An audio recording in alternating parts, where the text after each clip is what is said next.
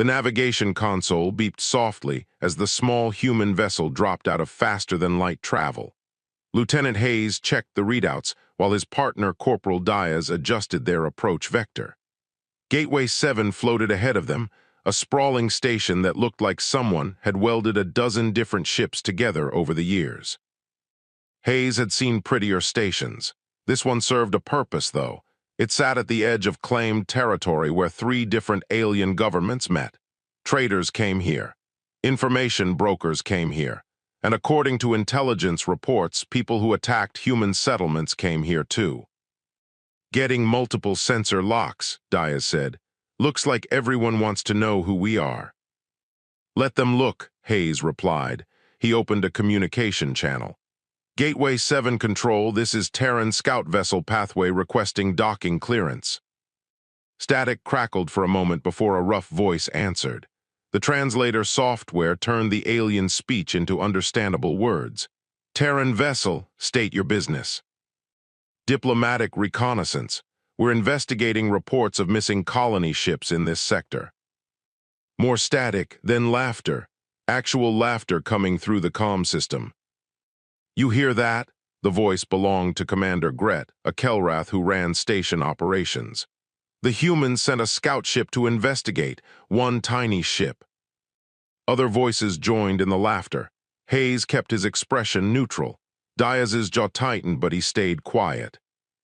Commander Gret, we're here on official Terran business. We request docking privileges and cooperation with our investigation. You request, more laughter. Listen carefully, human. This station operates under Kelrath authority. Your people have no power here, no presence, no respect. Hayes activated the recording system. Everything being said would be transmitted back to Terran Command. We're not here to cause problems. We just want information about our missing people. Your missing people? A new voice cut in. This one belonged to Captain Neuros, a Virin mercenary whose ship was docked at the station. Maybe they got lost. Space is dangerous for weak species. Especially when they build settlements with no defenses, another voice added. Like leaving treasure boxes floating in the void. Diaz leaned toward Hayes and whispered, they're admitting to the raids. Hayes nodded slightly. Commander Gret, are you saying that attacks on human colonies have been occurring in this sector? I'm saying nothing, Gret replied. But I'm also not responsible for what happens to trespassers. Your kind came to this region thinking you could just claim planets. The galaxy doesn't work that way. The planets we settled were unclaimed according to all registered territorial maps. Maps can be wrong, maps can be outdated, maps can be whatever we say they are. Gret's voice carried clear threat now. Here's what you're going to do, human. You're going to turn that little ship around. You have 24 hours to leave this sector completely. If I detect your vessel after that, I'll consider it hostile. Hayes glanced at Diaz, who was already pulling up data on their tactical display. The station had defensive weapons. 3 Kelrath military ships were docked along with at least a dozen mercenary vessels. Their scout ship carried only light arms for self-defense. We're not looking for conflict, Hayes said carefully. Good, then leave. Go back to your weak little colonies and tell them the outer rim belongs to those strong enough to hold it. The communication cut off. Hayes sat back in his chair and exhaled slowly. That went well, Diaz muttered. Better than expected, actually. They basically confessed to everything. Yeah, while threatening to kill us if we don't run away. Diaz pulled up a star chart. We could make it to the edge of the sector in 18 hours if we push the engines. Hayes shook his head. We're not running, not yet. Begin passive scans of all vessels in the area. I want identification codes, weapon signatures, everything we can gather without being obvious about it. You think they'll let us sit here for 24 hours?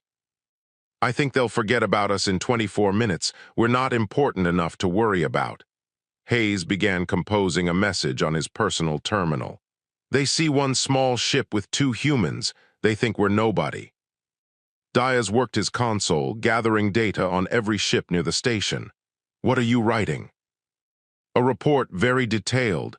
with recordings of everything Gret and his friends just said. Hayes typed quickly.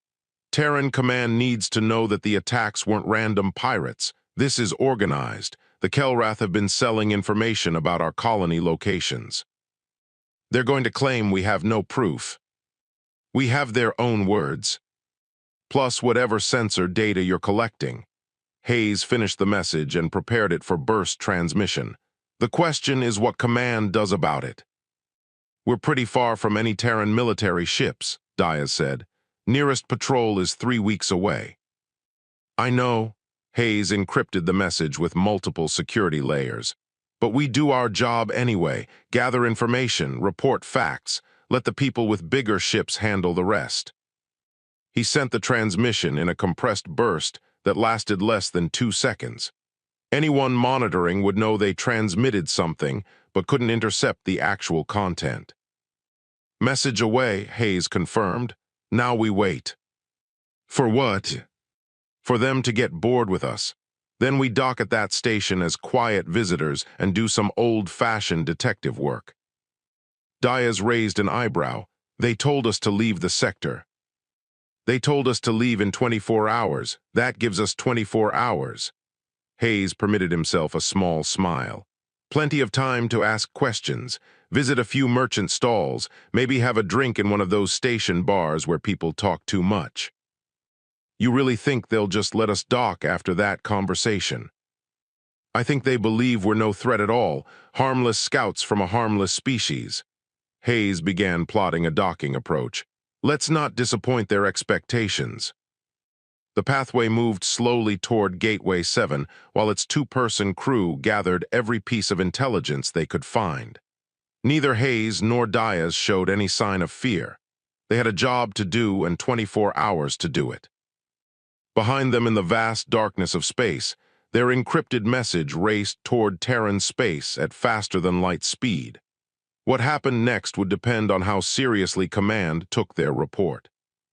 Hayes suspected they would take it very seriously indeed. 5 days passed since the human scouts left Gateway 7. Commander Gret had forgotten about them within hours. He had more important concerns like collecting docking fees and managing the various criminal enterprises that made the station profitable. The commerce deck buzzed with activity. Traders from a dozen species haggled over goods. Some of those goods were legitimate, most were not. Nobody cared as long as credits changed hands and Gret got his percentage. Captain Neuros sat in a corner establishment that served various alcoholic substances. 3 other mercenary captains shared his table. They were celebrating. 12,000 credits per transport, one of them said. That's what the Kelrath pay for confirmed human settlement coordinates. Easy money, another agreed. The humans don't even fight back properly. They have some security personnel, but nothing serious.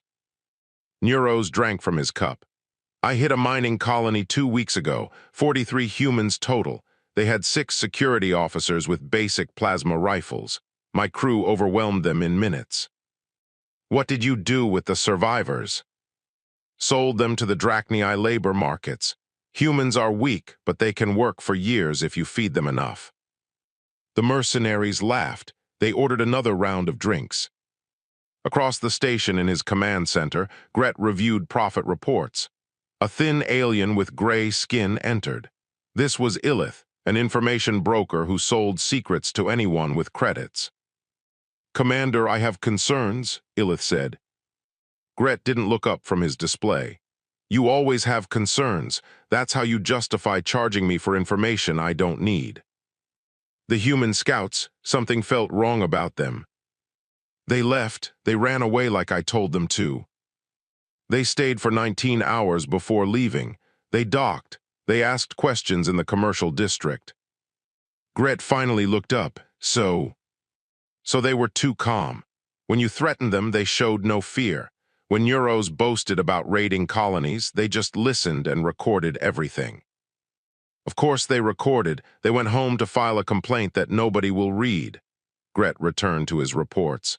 Humans have no power out here. They're new to this region of space. Weak ships, weak weapons, weak everything. But what if they report to someone who does have power? Like who, their nearest military base is 4 sectors away. By the time any human authority responds, we'll have already moved operations to a different location. Gret waved dismissively. Stop worrying. Humans are barely worth noticing. Illith left without arguing further. Information brokers learned when to push and when to stay quiet. 2 hours later, Admiral Corthan arrived at Gateway 7 with a Kelrath battle group. 5 warships that looked like armored beetles with too many weapons attached. Gret received him in the command center. Admiral, this is unexpected. Corthan was a career military officer who viewed everyone as either subordinate or enemy. I heard you had human scouts asking questions. They came, they left, nothing important. Everything involving humans is important right now. Corthan pulled up a star chart. They've been expanding into the outer rim faster than our analysts predicted. New colonies every month, new mining operations, new territory claims. All easy targets, Gret said. Until they stop being targets and become competitors. Corthan highlighted several systems. Intelligence suggests Earth has been building military vessels, real warships, not just scouts and transports. Gret snorted. Let them build. 1 Kelrath destroyer could handle 5 human ships. Based on what evidence? We've never actually fought them. We've raided their colonies. They barely resist. Colonies don't have military vessels, Corthan pointed out. That's like judging a species by attacking their farmers. Gret didn't want to admit the Admiral had a point. Why are you here? To establish Kelrath authority, to show humans they cannot investigate our territory without consequences. Corthan activated the communication system. I'm sending a message to the nearest human outpost. They need to understand how things work in the outer rim. He composed a message that was equal parts threat and mockery. It detailed Kelrath's superiority and warned humans to cease expansion. It suggested they lacked the strength to claim space alongside established powers. It stopped just short of declaring war but made intentions clear. Gret approved. That should discourage them. It should make them think twice before sending more scouts. Corthan transmitted the message toward human space. Now we wait for their response. What if they ignore it? Then we make examples of a few more colonies until they pay attention. Down in the Commerce District, Captain Neuros received the news about Admiral Corthan's arrival. He immediately began planning another raid. If the Kelrath military was actively backing operations against humans, prices for coordinates would increase, more credits to be made. He gathered his crew and prepared his ship. They would hit a human agricultural settlement in the neighboring system. Intelligence said it had 98 residents and minimal defenses. Easy prey. Neuros didn't notice the long-range sensor alert that came through Gateway 7's detection network. Something had entered the outer system, something large. The sensor technician on duty assumed it was a cargo hauler. Big vessels visited sometimes. He logged the contact and returned to his game of digital cards. The contact continued moving inward, steadily, deliberately. Illith noticed, though, information brokers monitored things others ignored. He checked the sensor data and felt something cold settle in his chest. The contact was massive, larger than any cargo vessel, larger than Admiral Corthan's entire battle group.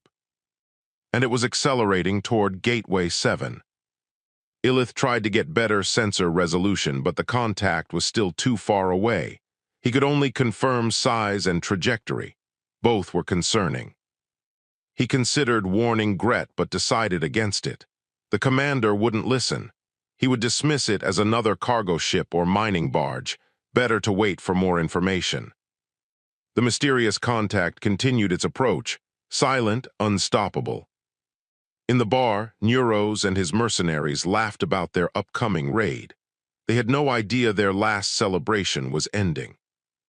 On his command deck, Gret processed docking fees and skimmed credits from legitimate traders. Admiral Corthan reviewed patrol routes for his battle group. None of them knew that everything was about to change. The sensor contact crossed into the middle system. Now it was close enough for detailed scans. The sensor technician stopped playing cards. He stared at his display. Then he activated the priority alert system. Alarms began sounding throughout Gateway 7's command center. Gret ran to the sensor station. His claws clicked against the metal floor. What's happening? The technician pointed at the main display. The contact we detected, it's not a cargo ship. Admiral Corthan arrived seconds later. His battle group commanders were already linking into the station's sensor network. They all saw the same thing. A vessel 2 kilometers long approached Gateway 7. Its hull was dark gray with angular lines that suggested purpose over aesthetics. Weapon ports dotted its surface like eyes on a predator. The design was unfamiliar, but the threat level was obvious. Identification, Corthan demanded. Transmitting Terran registry, military vessel. Classification reads as battle carrier. The technician pulled up more data. Ship name is Relentless. Gret felt his throat tighten. One ship, it's just one ship. One ship that's larger than my entire battle group combined. Corthan said quietly. The human vessel continued its approach. No aggressive maneuvers, no weapons charged. It simply came forward with absolute confidence. Sensor analysis, Corthan asked. A Kelrath tactical officer worked frantically at his console.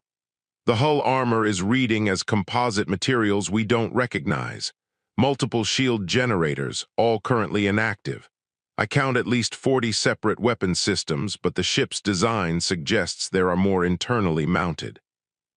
Communications incoming, the technician announced. A human woman's face appeared on the main screen. She looked to be in her 40s with short, dark hair and eyes that had seen combat. She wore a crisp military uniform. Gateway 7 Station Authority, this is Captain Ann Cross of the Terran Colonial Navy ship Relentless. We're here on official business regarding attacks on human settlements. Gret tried to compose himself. This station operates under Kelrath jurisdiction. You have no authority here. I have all the authority I need, Commander Gret. Cross looked at something off-screen. 5 days ago, 2 of my scouts visited your station. You threatened them and gave them 24 hours to leave the sector. They were trespassing. They were conducting a legitimate investigation into the disappearance of 27 human colony transports, over 40,000 civilians. Cross's expression remained neutral, but her voice carried an edge. Those scouts gathered some interesting information. Admiral Corthan stepped into the communication frame. I am Admiral Corthan of the Kelrath Defense Fleet. Your vessel is in violation of territorial boundaries. Depart immediately or face military response. Cross glanced at Corthan like she was noticing him for the first time. Admiral, I'll extend the same courtesy you extended to our scouts. You have 1 hour to surrender the individuals responsible for attacks on human settlements. This includes Captain Neuros and anyone else involved in raiding, slaving, or selling coordinates of human colonies. You're in no position to make demands, Corthan said. Actually, I am. Cross nodded to someone off-screen. Tactical display our current targeting solutions. On every screen throughout Gateway 7, a tactical overlay appeared. It showed the Relentless had already locked weapons onto every military vessel in the area. Each Kelrath warship had multiple. Targeting lasers painting its critical systems. Even the station itself had several marked points indicating vulnerable areas. We've been in firing position since entering the system, Cross explained. I could have attacked without warning. I chose not to because humans prefer giving people a chance to do the right thing. Gret looked at Corthan. The Admiral's face had gone pale. You cannot threaten an entire station, Gret said, trying to sound firm. I'm not threatening. I'm explaining your situation. Cross pulled up a data file. Lieutenant Hayes and Corporal Diaz recorded everything during their visit. We have voice recordings of mercenaries discussing raids. We have sensor logs of ships that match vessels present at attack sites. We have financial records showing Kelrath officials selling settlement coordinates. That proves nothing, Gret protested. It proves enough for me to be here. Now you have 58 minutes to comply with my request. Korthan activated his fleet command channel. All ships, defensive formation, prepare to engage the human vessel on my mark. His 5 warships began moving into position, their weapons systems powered up, energy shields activated. Cross watched without concern. Admiral, I strongly recommend you reconsider. You have 1 ship, I have 5 plus station defenses. The mathematics favor us. Do they? Cross turned to her tactical officer. Mr. Reed, show them what minimal engagement looks like. Yes, Captain. On the view screen, a small panel extended from the Relentless's hull. A single weapon barrel emerged and aimed at an asteroid floating several thousand kilometers from the station. The asteroid was roughly 200 meters across, a small chunk of rock that posed no threat to anyone. The weapon fired. There was no dramatic light show, just a brief distortion in space as a projectile launched at incredible velocity. The asteroid exploded, not cracked or damaged, but completely obliterated. One moment it existed. The next moment there was only expanding dust and tiny fragments. That was a railgun operating at 3% power, Cross said. We have 18 of them. Would you like to see what happens at full power? Korthan said nothing. His weapons officers were frantically calculating whether their shields could withstand that kind of kinetic impact. The answer appeared to be no. You also have fighter craft, Cross continued. Let me show you ours. Bays opened along the Relentless's hull. Small ships began launching in perfect formation. They accelerated faster than any fighter Korthan had ever seen. Within seconds, 40 human strike craft surrounded the Kelrath battle group. They didn't fire, they didn't even arm weapons. They simply flew patterns that demonstrated complete superiority. Faster, more agile, more responsive than anything the Kelrath possessed. Then they stopped. Each fighter hovered near a Kelrath warship. Targeting sensors locked onto engines, weapon systems, shield generators, life support. Every critical system was marked. My pilots could disable your entire fleet in under 3 minutes, Cross said. But that would be inefficient. I prefer you simply comply with my request.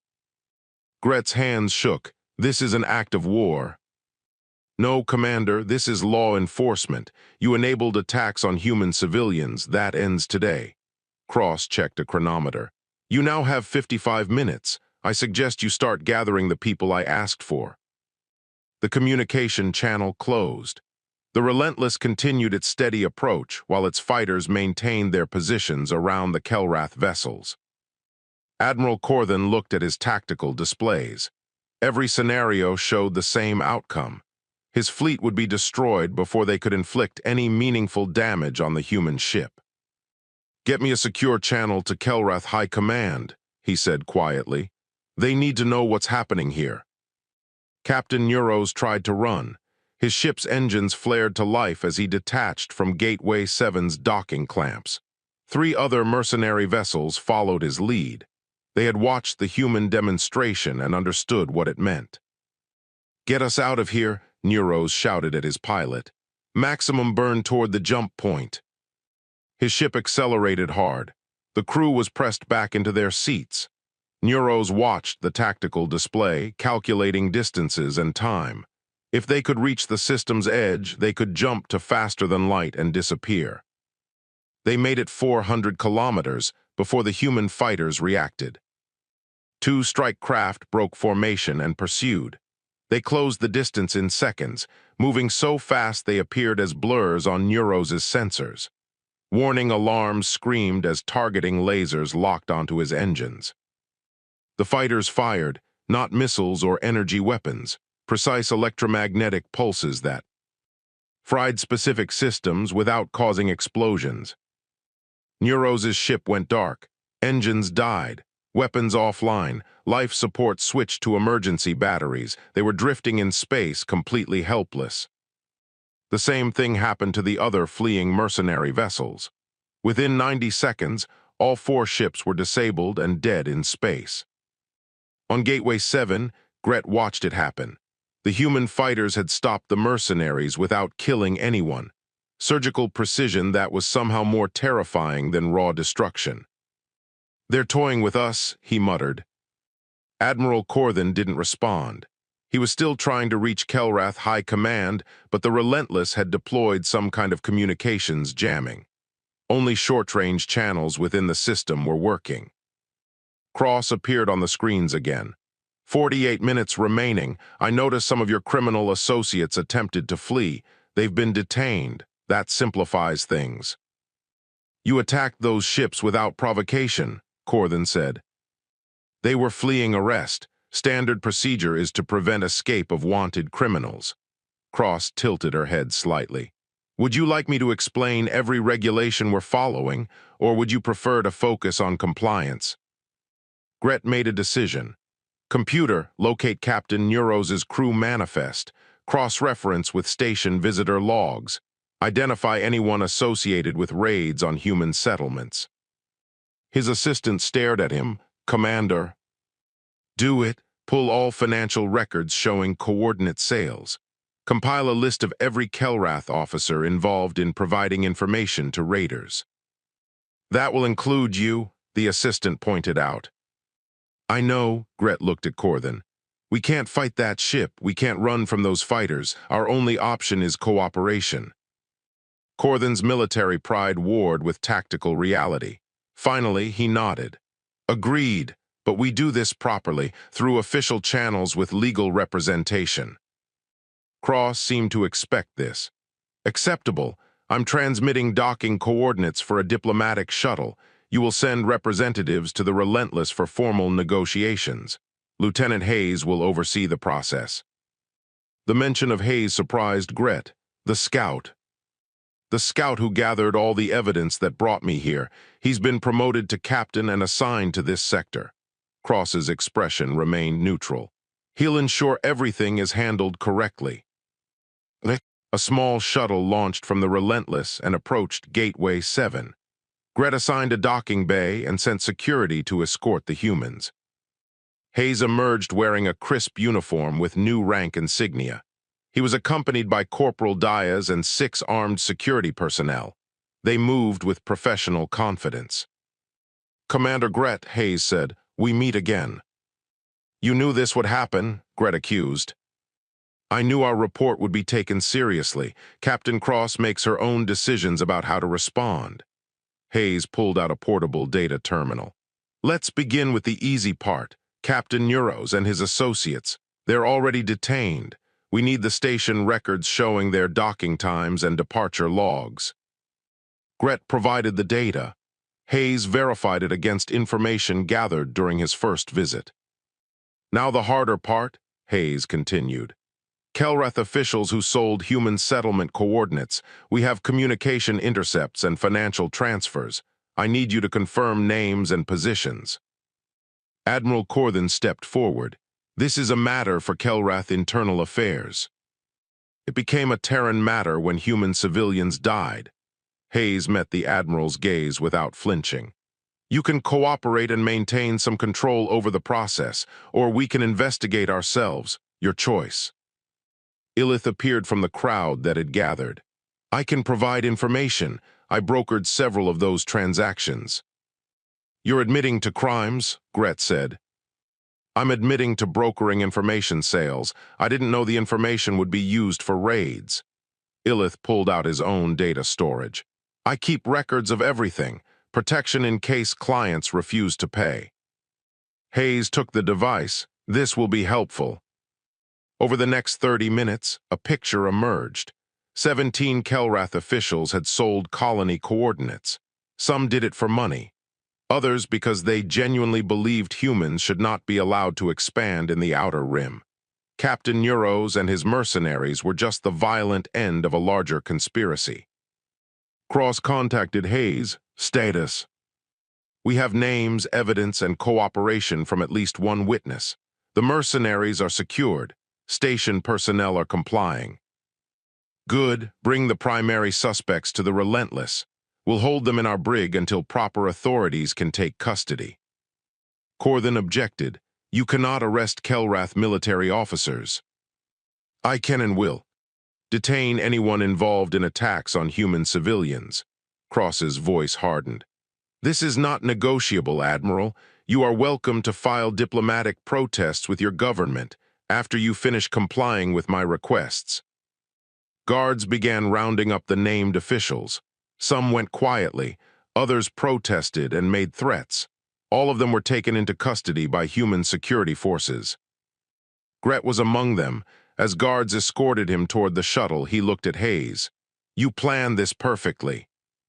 We did our job, gather information, report facts, let command decide the response. Hayes gestured toward the Relentless. Captain Cross decided that 40,000 dead civilians required a strong response. This will start a war. Maybe it will start a conversation about how civilized species should behave. Hayes waved the guards forward. Either way, the raid stopped today. Gret was loaded onto the shuttle along with 16 other Kelrath officials and the mercenary crews. The shuttle returned to the Relentless, where proper holding cells waited. Gateway 7 sat quiet in space. Its residents watched the massive human warship and wondered what came next. Captain Cross provided the answer 30 minutes later with a general broadcast to the station. This facility is now under joint Terran-Kelrath oversight pending investigation of criminal activities. All ships are free to depart or remain. Normal commerce may continue, but attacks on human settlements have ended. Any future raids will be met with immediate military response. The message was clear. The Outer Rim had new rules. 3 weeks passed since the Relentless arrived at Gateway 7. The massive warship remained on station, a constant reminder of human presence. Its fighters conducted regular patrols. Its sensors monitored every ship that entered or left the system. Change came quickly after that first day. The Kelrath government responded within 48 hours, not with warships but with diplomats. They claimed ignorance of the coordinate selling scheme and promised full cooperation. Whether that was truth or political survival didn't matter much. Results mattered. A formal trial began aboard a Kelrath judicial vessel that arrived with the diplomats. Captain Neuros faced charges first. The evidence was overwhelming. Recordings of him boasting about raids, sensor logs placing his ship at attack sites, survivors who identified him and his crew. He was found guilty in less than 3 hours. Kelrath law demanded execution for slaving. The sentence was carried out the same day. The other mercenary captains received similar judgments. The Kelrath wanted to prove they took justice seriously. 13 mercenaries died over 5 days of trials. The corrupt officials faced different proceedings. Kelrath Internal Affairs handled their cases. Some were stripped of rank and imprisoned. Others were simply removed from positions of authority and exiled to remote territories. Gret received 20 years in a labor colony. Human observers attended every trial. Hayes sat through all of them, taking notes and ensuring proper procedure was followed. Captain Cross reviewed the transcripts each evening. "Do you believe they're being honest?" Cross asked Hayes during one of their meetings. "I think they're trying to salvage the situation," Hayes replied. "The Kelrath government realizes they underestimated us. Now they're scrambling to prove they're reasonable partners instead of enemies. And if they're not, if this is just temporary cooperation until we leave, then we don't leave." Hayes pulled up a star chart. "Terran Command is already sending more ships. 3 destroyer groups are en route. We're establishing a permanent presence in the Outer Rim." Cross nodded. She had expected this. Once humanity committed to protecting its settlements, there was no going back. On Gateway 7, the atmosphere had shifted dramatically. The initial fear faded into cautious acceptance. Human security teams walked the commerce decks. They didn't interfere with normal trade, but their presence discouraged criminal activity. Some aliens left. Those whose business depended on illegal operations packed up and found other stations, but others stayed. Legitimate traders actually appreciated the increased security. Illith was one of those who stayed. His information brokering continued, but he was more careful now about what information he sold and who bought it. Hayes visited him one afternoon in his small office on the lower commercial level. "Captain Hayes," Illith greeted, "I was wondering when you would come." "You helped us, that's worth acknowledging." Hayes sat down without being invited. "But I have questions." "I assumed you would. You knew what Gret was doing. You knew mercenaries were raiding human settlements. Why did you help?" "Us." Illith's thin fingers drummed on his desk. "Business is about long-term thinking. I saw which way the current was flowing. Humans were expanding despite the raids. That meant humans would eventually respond.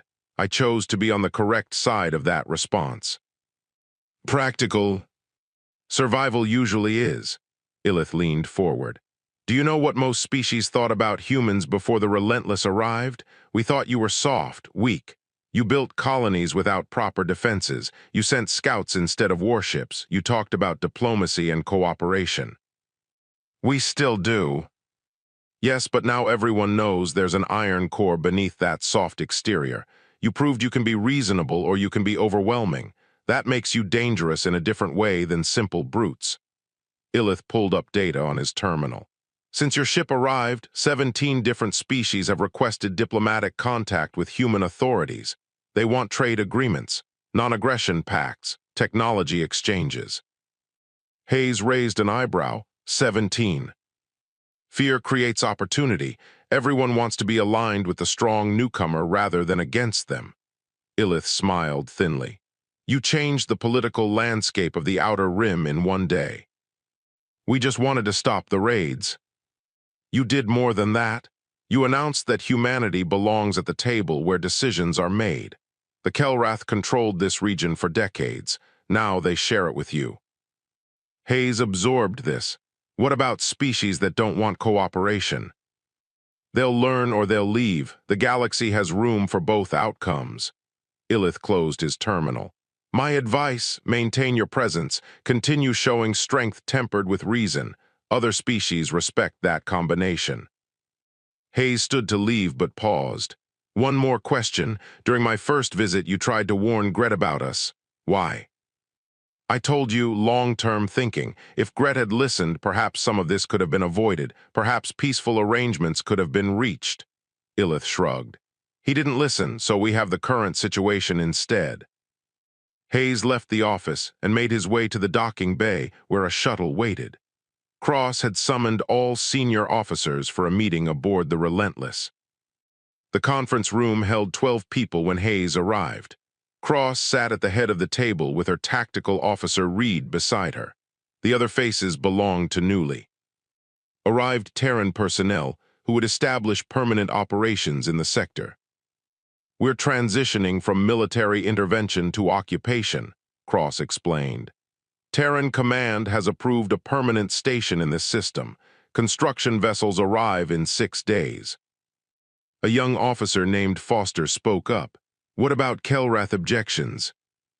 "They've agreed to joint oversight. Gateway 7 remains under shared authority. We're building our own facility 50,000 kilometers from here." Cross displayed the plans. "It will serve as headquarters for Outer Rim security operations." Hayes studied the design. A proper military station with defensive capabilities and docking for multiple warships. Not temporary, not subtle. A statement of permanent presence. "The Kelrath are really accepting this?" Hayes asked. "They don't have much choice, but yes, surprisingly, they're cooperating. I think they're relieved, actually." Cross pulled up diplomatic correspondence. "They were losing control of the Outer Rim to various criminal elements. Our presence helps them restore order." "So we're doing their job for them," Reed observed. "We're protecting our interests while helping stabilize a region that benefits everyone." Cross looked at each officer. "That's the narrative we're maintaining, strong enough to defend ourselves, reasonable enough to work with others." The meeting continued for another hour, covering logistics and personnel assignments. Hayes was confirmed as sector commander for scout operations. His job would be coordinating intelligence gathering across multiple systems. When the meeting ended, Hayes returned to Gateway 7. He had reports to file and contacts to maintain. As he walked the commercial decks, aliens nodded respectfully. Some even greeted him by name. The station that had mocked human scouts 3 weeks ago now treated them as legitimate authority. Hayes permitted himself a small smile. Things had definitely changed. 2 months after the Relentless first arrived, the new Terran station opened for operations. They named it Frontier Watch. The construction had proceeded faster than expected, with Kelrath assistance providing additional resources and labor. Captain Cross stood in the command center watching the final systems come online. The station hummed with activity. 300 personnel now called it home. 2 destroyer groups were assigned permanent patrol duties in the sector. Hayes stood beside her reviewing the latest intelligence reports. Pirate activity down 73% across monitored systems. We've intercepted 6 attempts to raid human settlements. All suspects detained without casualties. The word has spread, Cross said. Attack humans and you answer to us. It's more than that. Other species are asking for our help too. Hayes pulled up a request from a Virin colony. They're being raided by the same groups that used to hit our settlements. They want Terran patrols extended to their territory. Cross considered this. What's Terran Command's position? Evaluating, but the political office thinks it's a good idea. Shows we're not just protecting our own interests. We are protecting our own interests. Stable neighbors make better trading partners than chaos. Cross approved the request anyway. Extend Patrol Route 14 to include their colony, but make it clear we're doing this as a cooperative measure, not because we're assuming authority over their space. Understood. A communication officer called out. Captain, we have an incoming vessel, unknown configuration. They're broadcasting a greeting in multiple languages, including Terran Standard. Cross moved to the main display. A ship appeared on the sensors, medium-sized with elegant curves and what appeared to be decorative elements along the hull. Definitely not military. This is the Wandering Light from the Sci-Fi Union, a pleasant voice announced. We request permission to dock for diplomatic discussions. Hayes checked the database. Sci-Fi Union, they're from the far side of Kelrath space, never had contact with humans before. Grant docking permission, Cross ordered. Looks like our reputation reached even farther than we thought. The Sci-Fi delegation consisted of 5 individuals who resembled tall, slender birds with 4 arms and colorful feathers. Their leader introduced herself as Ambassador Kira. We've heard remarkable stories about humans, Kira said during the formal meeting. They said you destroyed an entire pirate network in less than a month. We enforced law and order, Cross replied, with cooperation from the Kelrath government. Yes, cooperation, that's why we're here. Kira settled into a chair designed for various body types. The Sci-Fi Union has trade routes that pass through this region. We've suffered losses to raiders for years. Kelrath couldn't or wouldn't help, but you did. In weeks you accomplished what they failed to do in decades.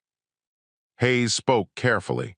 We're interested in stable trading relationships. What specifically does the Sci-Fi Union want? Security agreements, technology exchange, cultural liaison. Kira listed the items. We want to establish formal diplomatic relations with Earth and its colonial territories. This was above Cross's authority. I can forward your request to the proper channels, but I'm curious why you came all this way. You could have contacted our embassy on Kelrath Prime. Because actions matter more than words. You're here. You made real change.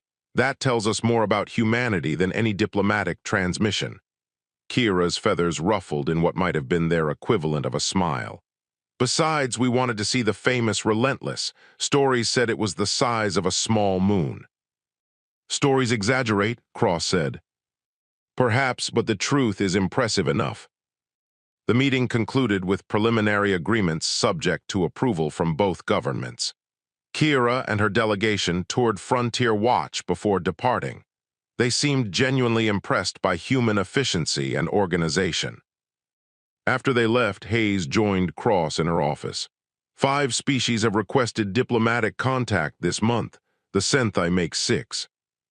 It's the pattern Illith predicted. Everyone wants to align with perceived strength. Cross poured 2 cups of something that resembled coffee. But we need to be careful. Power creates expectations. If we can't maintain security, if we show weakness, those same species will abandon us. So we don't show weakness. Easier said than done. We're stretched thin already. 3 destroyer groups protecting dozens of systems, more colonies requesting protection every week. Cross drank from her cup. Terran Command approved 4 more destroyer groups for the Outer Rim, but they won't arrive for 3 months. Hayes understood the concern. We're committed now, can't go back to being ignored newcomers. No, we changed the game, now we have to play it. Cross pulled up a sector map showing human territory, new settlements marked in blue, patrol routes in green, alliance requests in yellow. This region has more human presence than we did a year ago, all because 2 scouts asked questions and refused to be intimidated. Hayes felt slightly uncomfortable with the implication. We just did our jobs. You did more than that.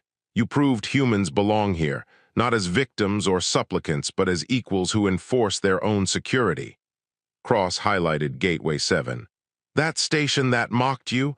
Last week they requested human security officers for their law enforcement division. Gret's replacement wants to model their operations on our procedures. Things really have changed. They have, and they'll keep changing. More humans will come to the Outer Rim, more colonies, more trade, more influence. Cross closed the map. Our job is making sure that influence is used responsibly. A week later, Hayes took a shuttle to Gateway 7 for routine liaison duties. The station looked different now. Human and Kelrath security worked together at checkpoints. Traders displayed goods without fear of theft.